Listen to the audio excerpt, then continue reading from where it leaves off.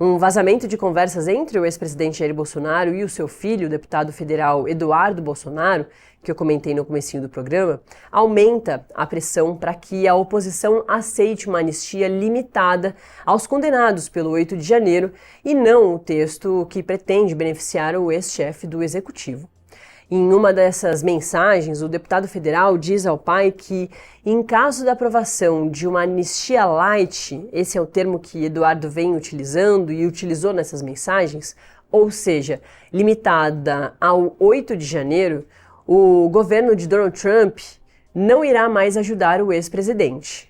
Uma semana antes de Bolsonaro ser incluído no inquérito da Polícia Federal que divulgou essas mensagens, a Quest realizou uma pesquisa e constatou que 55% dos brasileiros acham que a prisão domiciliar do ex-presidente Jair Bolsonaro é justa.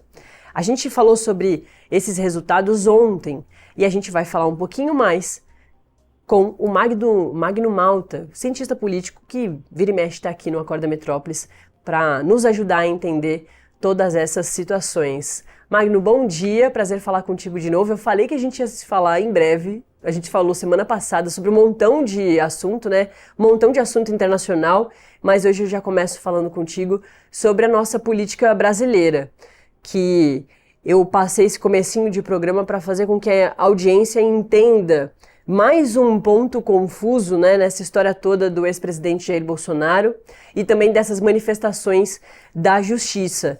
A gente recebeu, portanto, o relato, né, a manifestação, melhor dizendo, da PGR para o reforço do policiamento na casa do ex-presidente Jair Bolsonaro, que segue em prisão domiciliar desde o dia 4 de agosto, por um possível plano de fuga à Embaixada dos Estados Unidos.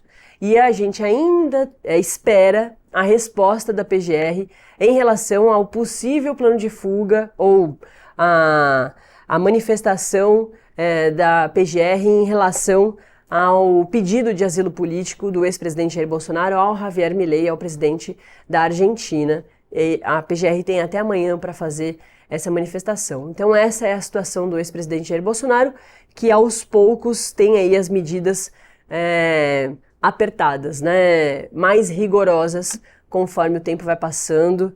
Eu lembro que hoje a gente tem uma semana para o começo do julgamento dele na suposta trama golpista. Bom dia, Magno.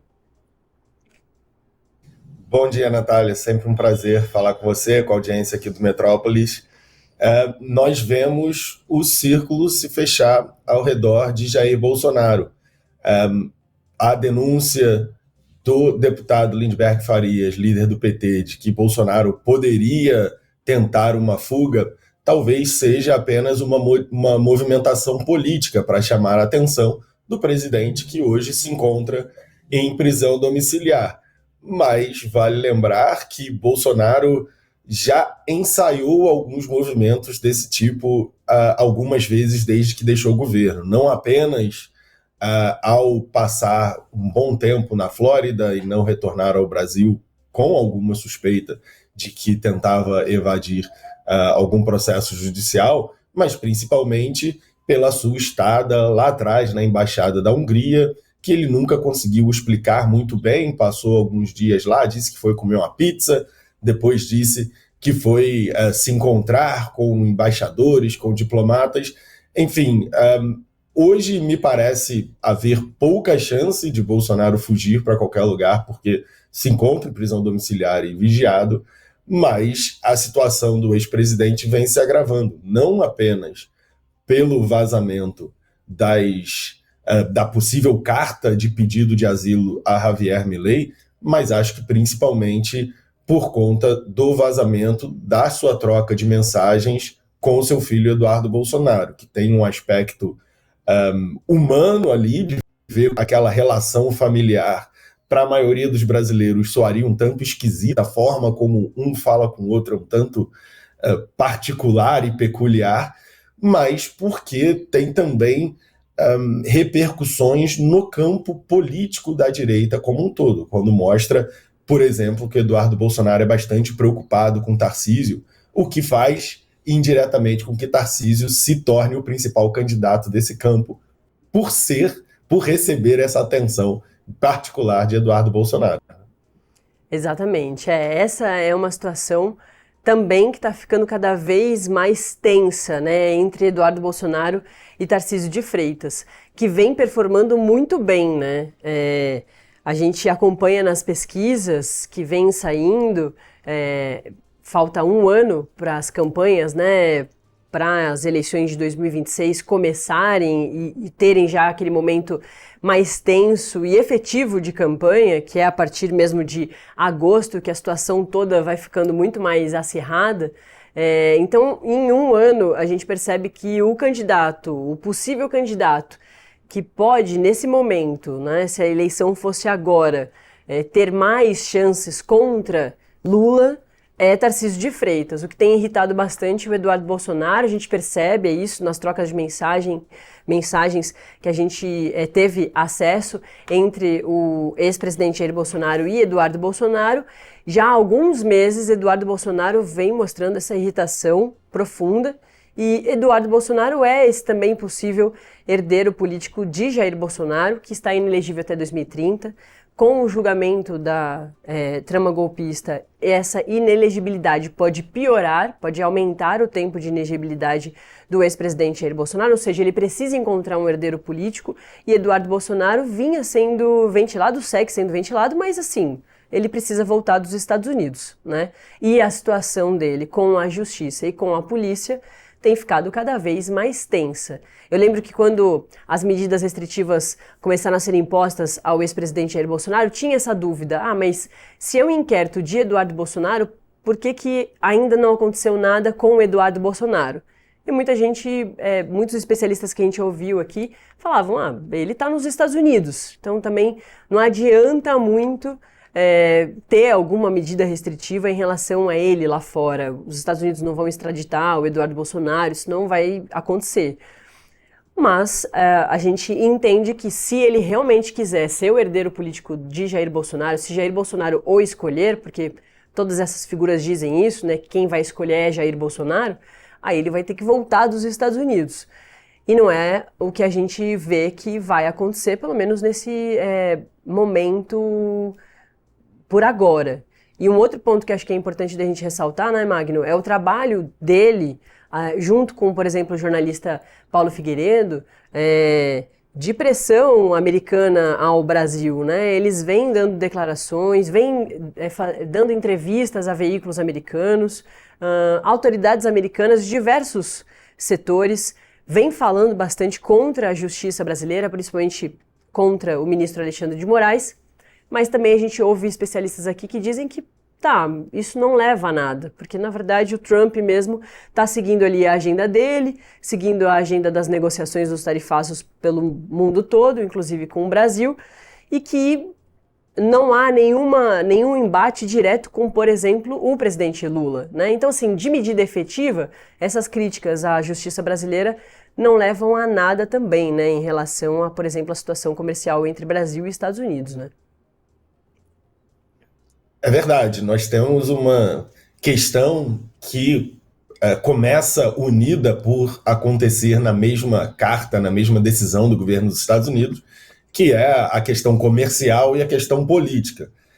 No decorrer desse processo, nós vimos uma separação entre as duas questões. Então, o governo brasileiro, os empresários brasileiros, os empresários americanos vão negociar com os representantes do governo dos Estados Unidos para que as sanções comerciais sejam aliviadas, para que as tarifas sejam aliviadas. Inclusive, alguns governadores de direita do Brasil vão tentar se engajar com essa parte comercial, inclusive Tarcísio de Freitas, o que gera uma crítica de Eduardo Bolsonaro, porque há produtores brasileiros, há exportadores brasileiros, há uma corrente de produção brasileira que é afetada pelas tarifas, pelo cancelamento de compras de produtos brasileiros por parte de consumidores americanos. Então, nós temos a parte comercial que atrai bastante atenção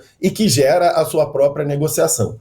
Paralelamente, nós temos as questões políticas que permanecem e que são ressaltadas posteriormente em outras manifestações vindas do governo americano, não só a nova carta, mas diferentes manifestações de representantes do governo americano nas redes, aumentando a cota desse lado político, em que se fala de Alexandre de Moraes, que fala de perseguição sistemática a Jair Bolsonaro, e Eduardo Bolsonaro, nesse ponto, acaba conflitando com os próprios governadores brasileiros e com parte da direita brasileira, que deseja dividir parte da culpa pelo que está acontecendo com Lula, evitar que toda a culpa fique com Eduardo Bolsonaro. Mas na medida que Eduardo Bolsonaro reclama para si mesmo o mérito, de acordo com ele mesmo, esse é o mérito, de ter articulado as tarifas, a narrativa dos governadores brasileiros e da direita brasileira fica um pouco enfraquecida. Embora haja argumentos dizendo, olha, o Brasil falhou em criar pontes com o governo de Donald Trump. O governo brasileiro que apoiou a candidata democrata Kamala Harris, uma vez que Trump foi eleito, o Brasil falhou em criar pontes com esse governo. Lula jamais encontrou o Donald Trump e os Estados Unidos são um parceiro comercial importante para o Brasil. Existe a possibilidade de se fazer esse argumento. O Brasil deveria ter cultivado essa relação. O problema disso tudo é que Eduardo Bolsonaro segue reclamando para si a questão da tarifa. E com o vazamento das conversas entre Eduardo Bolsonaro e Jair Bolsonaro, a gente entende a razão pela qual Eduardo Bolsonaro precisa se colocar como o principal articulador das tarifas e porque ele precisa ressaltar para o próprio pai a importância de se agradecer a Donald Trump pelas tarifas, porque ele acredita que Donald Trump e seu governo funciona de uma forma bastante personalista, que tem uma questão do melindre, se não me engano, é esse termo utilizado. O pessoal fica melindrado. E por isso era necessário que Jair Bolsonaro agradecesse a Donald Trump pelas tarifas, como Eduardo Bolsonaro fez. E ele diz ao seu pai, a opinião pública vai entender e, se for o caso, você lida com isso depois. Então, ele acredita que o governo americano faz um favor a Jair Bolsonaro ao impor as tarifas. Jair Bolsonaro provavelmente tinha ressalvas às tarifas por entender, obviamente, as tarifas prejudicam o Brasil, mas Eduardo Bolsonaro entende que é hora de se pagar o favor e agradecer mesmo assim, o que, obviamente, encontra bastante resistência mesmo entre a direita mais fiel a Jair Bolsonaro. Ao mesmo tempo que tem também essa troca de mensagens, ou essas trocas de mensagens, falando sobre a anistia light, né, que é essa expressão que eles utilizam para falar só sobre os civis que se mobilizaram no dia 8 de janeiro de 2023, que têm recebido penas que vem gerando bastante polêmica, né, gente que recebeu 14 anos de prisão, 17 anos de prisão, pela destruição do patrimônio lá da Praça dos Três Poderes, dos três palácios ali, né? E que, portanto, se ocorresse a anistia light, na visão do Eduardo Bolsonaro, aí o Jair Bolsonaro deveria não contar mais com os Estados Unidos, porque o principal ali da anistia deveria ser o ex-presidente Jair Bolsonaro. Essa, inclusive, é a imagem dessa específica mensagem do Eduardo Bolsonaro ao Jair Bolsonaro, desse plano, né, ele tecendo um comentário e uma opinião, deixando claro ali, pelo que ele se mostra, né, conhecedor da opinião ali americana, ele dizendo, olha, realmente, se acontecer a anistia light, beleza, mas a gente pode deixar de contar com o governo americano nessa ajuda aí, numa possível campanha sua, né, para uma eleição em 2026, enfim. Também tem esse ponto muito interessante que deixa claro que a intenção do Eduardo Bolsonaro, diferentemente do que a direita bolsonarista vinha apresentando nos seus discursos, não é a anistia de todo mundo, é a anistia do seu pai, do Jair Bolsonaro, né? Pelo menos não nesse momento, né? A intenção de Eduardo Bolsonaro em todas as respostas dessa conversa é fazer com que as coisas se endureçam bastante nesse momento, em que haja a maior coesão possível para que o seu argumento nos Estados Unidos seja mais forte. Então, é necessário, para o fortalecimento do argumento de Eduardo Bolsonaro, que todas as peças estejam unidas na mesma direção, que o argumento esteja muito coeso e que não se admita a possibilidade de ir se enfraquecendo o ponto da perseguição política, da necessidade de anistia, do quanto a anistia pode trazer a pacificação, porque se adotarmos soluções, por exemplo, como as já sugeridas pelo ex-presidente Michel Temer, por exemplo, olha, que o STF reveja as penas do pessoal do 8 de janeiro, que se reveja na própria corte potenciais exageros e que as coisas possam ser pacificadas pela via do STF, os bolsonaristas perdem o argumento das pessoas normais que estavam lá numa manifestação política e que, por uma questão do acaso, acabaram entrando num dos prédios acusadas de tentativa de abolição violenta do Estado de Direito e passaram com uma condenação de quase 20 anos de cadeia. Esses são argumentos que sensibilizam a opinião pública nacional e internacional muito mais do que o comandante da Marinha que estava topando colocar as suas tropas à disposição do presidente. Que os comandantes das Forças Armadas que estavam discutindo a possibilidade de se decretar estado de sítio e isolar o TSE. O argumento da senhorinha que pichou com batom a estátua, do pipoqueiro, são muito fortes e são argumentos muito bons para quem deseja uma revisão de pena dos acusados do 8 de janeiro. Mas essa revisão não afeta o pai de Eduardo Bolsonaro. Jair Bolsonaro acabaria preso de qualquer forma, como diz Eduardo Bolsonaro ao próprio pai. Uma vez que a anistia light passe, você é preso de qualquer maneira. Então, o que hoje nós temos é uma tentativa de Eduardo Bolsonaro de fortalecer o seu caso para o governo dos Estados Unidos. E é por isso que ele teme não apenas a anistia light, mas ele teme também a ação de outros negociadores brasileiros para que as tarifas sejam relaxadas.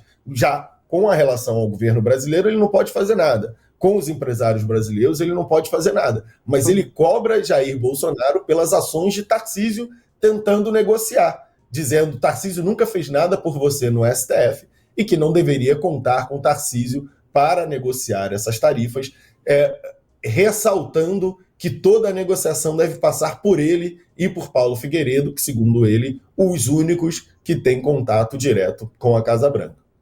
Exatamente. E é isso, né? A situação de Eduardo Bolsonaro é cada vez mais complicada para voltar ao Brasil, né? Em relação à justiça mesmo, à polícia, ele mesmo tem essa visão, né? Ele, lá atrás, quando aconteceram as medidas restritivas, as primeiras ao ex-presidente Jair Bolsonaro, ele fez, né? Foi a primeira manifestação dele nas redes sociais de Eduardo Bolsonaro foi falando isso, né? Que imagina se eu estivesse lá, eu também teria alguma medida restritiva dessa forma, seria preso. Então, se complica muito o Eduardo Bolsonaro nessa situação, principalmente em relação aos outros candidatos, aos outros possíveis candidatos, porque para ele concorrer, ele precisa estar aqui no nosso país. Ô Magno, você comentou do ex-presidente Michel Temer, e aí eu me lembrei da CPMI do INSS, que hoje começam os trabalhos efetivos, né? Vão fazer as primeiras reuniões de trabalho, as primeiras votações das convocações das pessoas que eles querem chamar lá para ouvir, para questionar.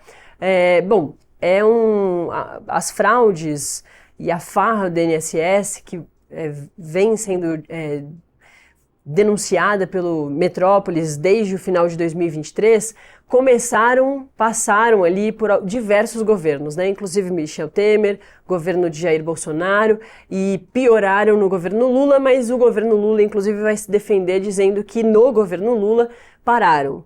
Começaram as investigações e as pessoas vão ser punidas, né? Essa é uma das defesas do governo Lula. Mas que o governo Lula já começa a CPI derrotada, né? Perdeu na semana passada a presidência e a relatoria, estava tudo muito certo, o governo estava confiante que ia ter ali 2 pessoas próximas ao governo e nada disso aconteceu, foi um grande fiasco, uma grande derrota, com os articuladores assumindo a derrota, dizendo que realmente dormiram no ponto, e hoje também tem essa discussão de tentar mais um carguinho, pelo menos um carguinho, que é o de vice-presidência, lá na mesa da CPI do INSS. Queria te ouvir também um pouquinho sobre a CPI, o que você acha que vai acontecer. Eles já estão dizendo que querem prorrogar os trabalhos, enfim. O que a gente sabe é que os aposentados já estão sendo ressarcidos, então, para a população, embora a CPI sempre chame atenção, mas para a população já tem ali uma resposta importante, né, que é o dinheiro devolvido. Pois é, o governo fez o mínimo nesse momento, que é encontrar um dinheiro para ressarcir a população, mesmo que o dinheiro não tenha sido ressarcido aos cofres públicos ainda. Nós ainda temos... o dinheiro do governo precisa voltar, o dinheiro da fraude precisa voltar para o governo ressarcir a população, mas o governo já se adiantou.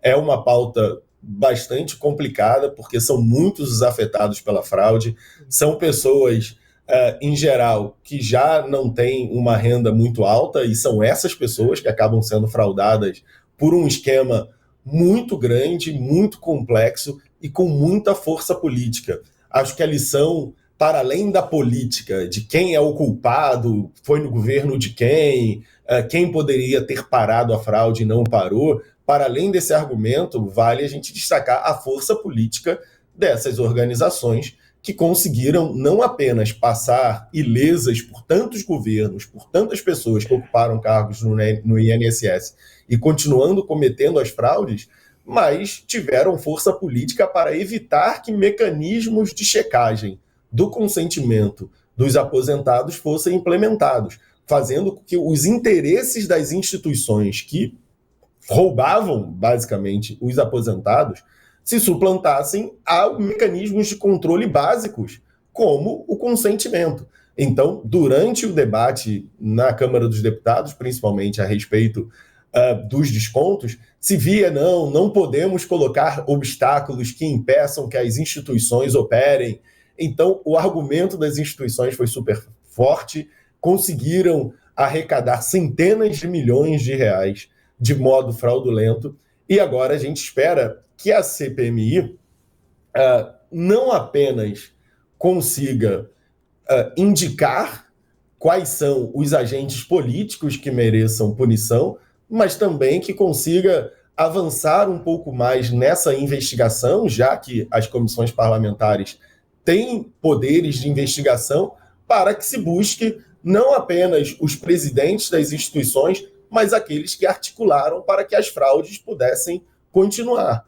Outro ponto interessante que a gente precisa observar, não só na comissão parlamentar, mas nos próximos meses no Congresso Nacional, é a força de articulação do governo. O governo ainda tem alguns meses de mandato. A gente está falando das eleições do ano que vem, mas ainda falta um ano para a eleição e ainda falta 1 ano e 4 meses para o final desse mandato dos parlamentares e do presidente Lula. O governo tem enfrentado muitas dificuldades, vale lembrar a votação importante do IOF. O governo perdeu de aproximadamente 400 a 100, uma derrota expressiva.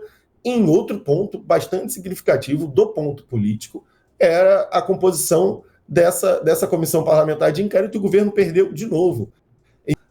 Se o governo tem ambições para esse mandato, se o governo ainda espera que sua agenda avance, ele precisa não apenas conter os potenciais danos da CPI, e CPIs são sempre muito mais danosas para o governo, seja quais forem os governos, quem está no mandato está sempre muito mais exposto do que quem esteve no Palácio do Planalto há 3 anos, há 10 anos, mas também conter essa debandada do grupo governista. O grupo governista é muito pouco coeso.